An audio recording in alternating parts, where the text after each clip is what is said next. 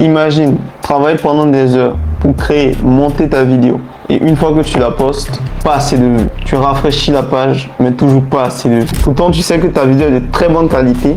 Tu as une très belle miniature. Tu as un super titre qui a été validé par TubeBuddy ou vidIQ, mais pas de vues. Même après quelques heures. Pas énormément de vues, pas de résultats, rien. Souvent, le problème, c'est pas ta vidéo, mais c'est ce que tu fais après avoir posté ta vidéo. Et aujourd'hui, je vais te partager les 9 choses à ne jamais faire après avoir posté une vidéo. Donc, soit tu restes jusqu'à la fin pour découvrir ces 9 choses et pouvoir bien optimiser tes vidéos pour qu'elles décollent et qu'elles explosent, ou soit tu décides de ne pas regarder cette vidéo jusqu'à la fin et tu acceptes de perdre ton temps à créer des vidéos, de très bonnes vidéos, de très belles vidéos, mais sans jamais avoir la possibilité d'avoir beaucoup de vues. Ces informations que je vais te partager sont basées purement sur mon expérience. Tu ne retrouveras pas facilement ces informations de gauche à droite. Si jamais tu viens de me découvrir, je m'appelle Ibrahim Oué et sur cette chaîne, je te partage des conseils concrets pour t'aider à gagner de l'argent en ligne. La seule chose que tu as à faire, c'est de cliquer sur le bouton s'abonner et d'activer toutes les cloches de notification pour ne rien rater. La première chose à ne pas faire, c'est de mettre directement sa vidéo en mode public. Le souci avec ça, c'est que lorsque tu postes une vidéo sur YouTube, YouTube prend le temps d'analyser la vidéo pour te faire un retour. S'il y a des droits d'auteur, il va te spécifier qu'il y a des droits d'auteur. Et dans la majorité des cas, lorsque tu postes ta vidéo et que tu arrives à l'étape de cliquer sur le bouton publier, ils n'ont pas encore terminé la vérification. Donc le mieux, c'est de mettre en non répertorié et ensuite de laisser YouTube terminer sa vérification pour te faire un compte rendu. Si c'est bon, ils te diront qu'il n'y a aucun problème sur ta vidéo. S'il y a un problème sur ta vidéo, tu pourras modifier rapidement. Parce que si tu ne modifies pas et qu'il y a des problèmes de droit d'auteur, YouTube va restreindre directement la visibilité de ta vidéo. Donc mieux vaut avoir une bonne vidéo qui est publiée que d'avoir une très belle vidéo mais avec des problèmes. La deuxième chose à ne pas faire, c'est de partager le lien de sa vidéo à ses amis et ses potes. Je sais que lorsqu'une vidéo sort, tu veux avoir le maximum de vues rapidement. Donc ton premier réflexe, c'est de prendre le lien, toi-même tu regardes et ensuite tu envoies le lien à tes potes, à ta famille, tu postes ça sur WhatsApp, tout ça. C'est pas nécessaire. N'oublie pas que YouTube c'est un algorithme. Le but de YouTube, c'est de proposer du bon contenu à la meilleure personne. Et quand tu fais ça, c'est que tes amis vont juste cliquer. Pour cliquer, ils vont juste regarder 1-2 minutes ton travail et après ils vont quitter. Mais YouTube a 2 critères clés. Le taux de clic et la durée de visionnage. Tu as validé une partie. Les gens ont cliqué. Mais les gens qui quittent, c'est un mauvais signal à YouTube. Ça veut dire que ta vidéo n'apporte pas assez de valeur.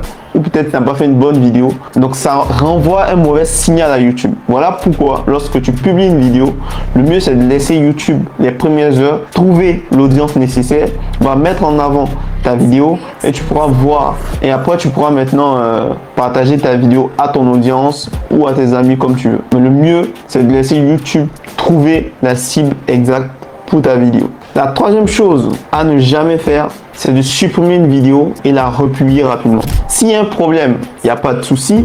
Mais si tu supprimes une vidéo juste parce qu'elle n'a pas de vues, il faut comprendre que YouTube est très puissant et une vidéo peut décoller du jour au lendemain. Par exemple, regarde sur cette image, il y a une vidéo qui a pris du temps avant de décoller, mais après ça a décollé parce que c'était le moment pour que ça décolle. C'est pas nous qui choisissons, c'est YouTube. Donc c'est pas parce que une vidéo n'a pas fait assez de vues les premiers jours qu'elle ne fera pas de vues les prochains jours.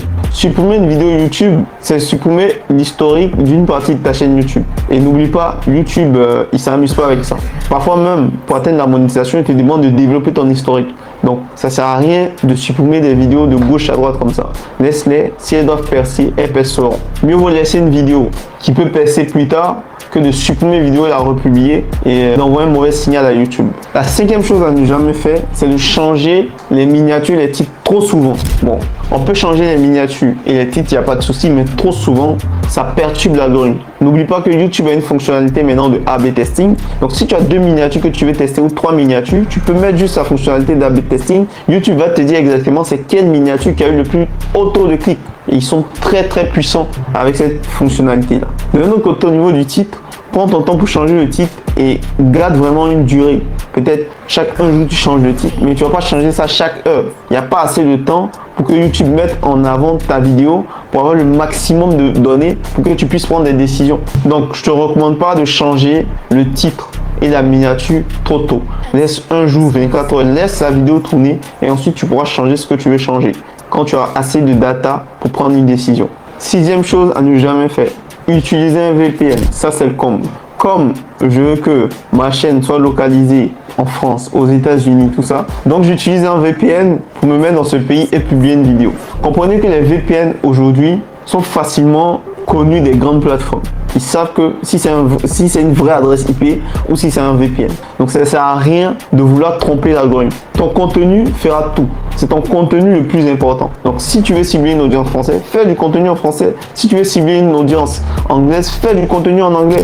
Mets les tags, les titres, tout en anglais pour que tu puisses toucher cette audience. Peut-être ça n'aura pas l'impact que tu veux, mais ça touchera au moins l'audience que tu cherches. Au lieu de vouloir mettre un VPN pour tromper YouTube. Parce que YouTube arrive à traquer les adresses IP. Donc ça sert à rien de vouloir tromper ce puissant algorithme. N'utilise pas de VPN, poste comme tu dois poster et ça va juste monter si ton contenu est de qualité et que tu respectes les conditions de YouTube. Il mettra directement, naturellement tes vidéos en avant.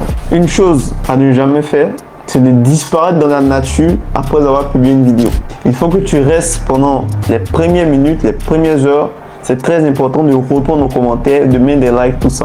Ça permet de créer de l'engagement. Et YouTube aime des vidéos qui suscitent de l'engagement. Donc si tu suscites de l'engagement, c'est que les personnes aiment la vidéo. Que ce soit en commentaire, en likant ou même avec un dislike, ça suscite de l'interaction.